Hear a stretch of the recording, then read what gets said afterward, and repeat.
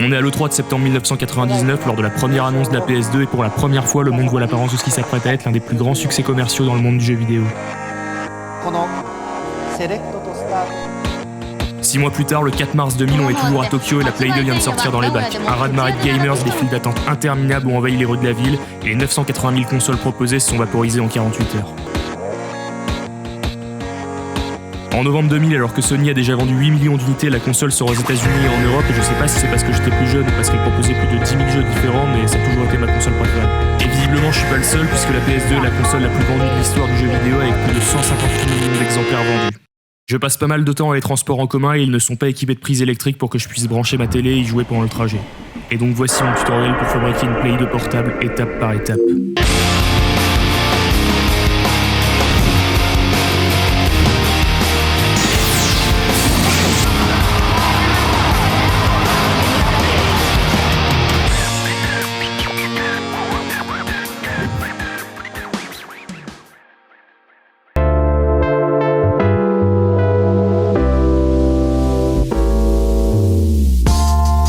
Aujourd'hui, la PlayStation 2 est la seule console qui reste compliquée à émuler sur micro-ordinateur embarqué parce qu'il faut à la fois une bonne puissance de calcul et un processeur graphique. J'ai trouvé aucun micro-PC qui propose ces deux caractéristiques à prix abordable et donc le gros dilemme qui se pose, c'est le prix ou la portabilité. Mais cette vidéo est condamnée à devenir obsolète puisque dans un futur proche, on aura un micro-ordinateur suffisamment puissant et pas cher pour émuler une Play 2. Du coup, la solution la plus économique, c'est de baser le hardware de notre Play 2 portable sur la réutilisation et la miniaturisation de la console en elle-même. Et c'est ce qu'on va voir aujourd'hui.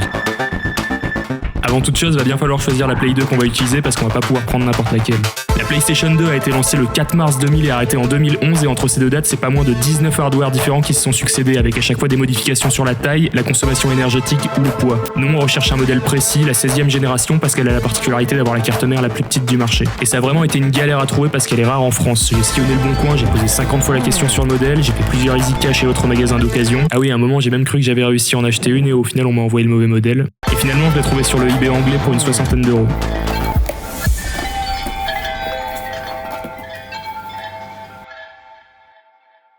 Croyez-vous que j'ai éprouvé des regrets en voyant la destruction? Une fois que ça c'est fait, on va choisir l'écran parce que qui dit PlayStation 2 portable dit réduction drastique de la taille de l'écran. Donc au niveau de l'écran, on va utiliser un écran de 5 pouces. Faut savoir que la sortie vidéo de la Play 2 c'est un signal composite, donc les fameux câbles tricolores. Et donc la difficulté du projet, ça va être de relier ces 3 fils à la carte mère de la console et d'intégrer tout ça dans un boîtier compact.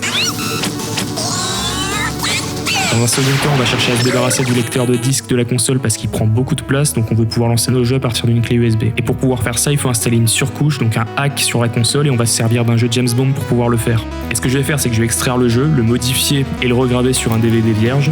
L'idée, ça va être de lancer le jeu de manière tout à fait classique avec le CD original, et en cours de route, on va intervertir les CD pour pouvoir installer la surcouche. Ok. Go.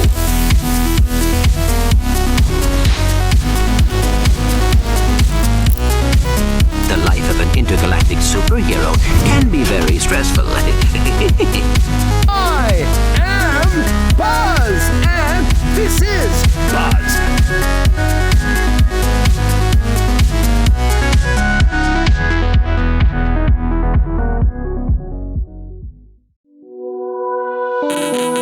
Maintenant, on va parler des boutons et des joysticks de notre console portable. Pour les commandes, l'idée ça va être de complètement réutiliser la manette de la Play 2, donc ce qu'on va faire c'est qu'on va la démonter, on va enlever les moteurs qui permettent de faire les vibrations, on va enlever la carcasse en plastique, on va juste garder la carte mère. L'objectif ça va être d'élargir les commandes en mode paysage par rapport à la manette classique pour avoir un gamepad qui a la forme d'une Wii U ou d'une Switch.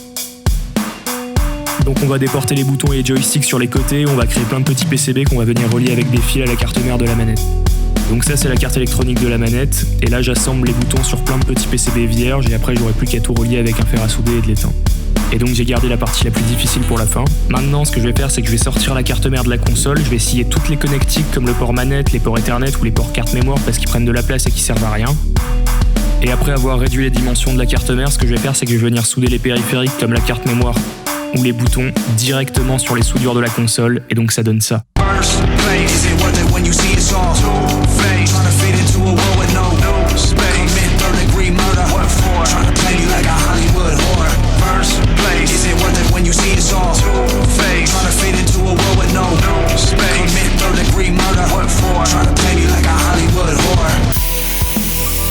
Pour pouvoir pouvoir scier la carte de la manière la plus propre possible, j'ai utilisé une Dremel, et plus on réduit la taille de la carte mère, plus on va pouvoir réduire la taille du boîtier dans laquelle on va la mettre.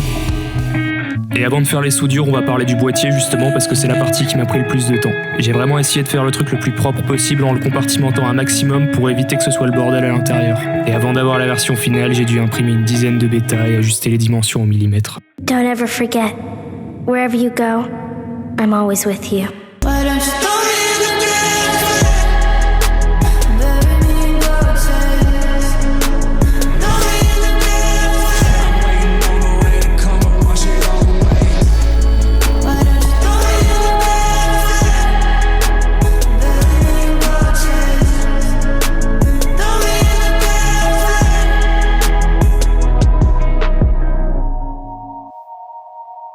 Et donc maintenant qu'on a tout ça, je vais pouvoir finir la console. Pour commencer, je vais visser tous les boutons en utilisant des petits inserts collés dans le boîtier. Ensuite, je vais emboîter l'écran de la console et souder différents câbles qui vont permettre de mettre les deux batteries en série.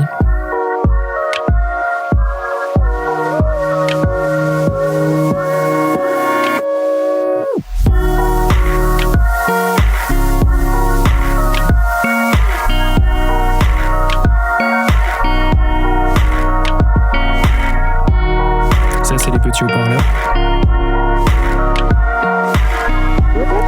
On emboîte le bouton d'alimentation et maintenant on va tout souder à la carte. Look back to where midnights broke their sleep. Awaken our memories of when we would make. Là, c'est quand j'ai réussi à démarrer la Play 2 pour la première fois avec la carte mère coupée et je vous avoue que j'étais pas du tout serein. Collide. Colors of the masquerade. Watch as they fall away. Faceless under faces made. And weeks went by but felt like hours. Et donc après avoir fait les soudures les plus chiantes possibles pour accorder tout ça, je vais pouvoir mettre mes jeux sur n'importe quelle clé USB et les lancer. And weeks went by but felt like hours. Seasons multiplying power that I found in winter flowers.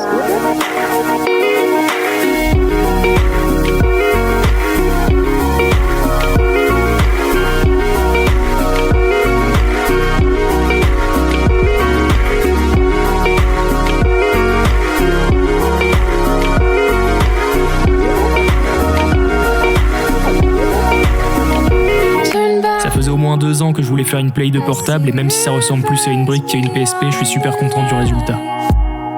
Ancient roads and broken design. Angels run. Si cette vidéo vous a plu, vous pouvez me dire ce que vous en avez pensé en commentaire et vous abonner et peut-être qu'un jour j'en ressortirai une autre. Look out. Your city's built. Is there something in your mug? Is there something in your mug? No. Oh, no.